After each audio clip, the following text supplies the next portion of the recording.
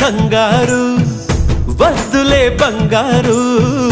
నిప్పులాంటి ఆశయాన్ని అంటదు ఏ కీడు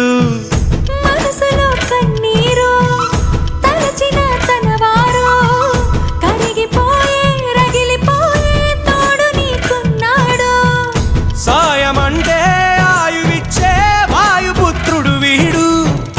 ఉండే గుడిలో నిన్ను కాచే కండగల మునగాడు మాటిస్తే తప్పని వాడు నిన్ను మనవాడనుకున్నాడు నీ కల నెరవేర్చే కర్తవ్యంగా ముందడుగేశాడు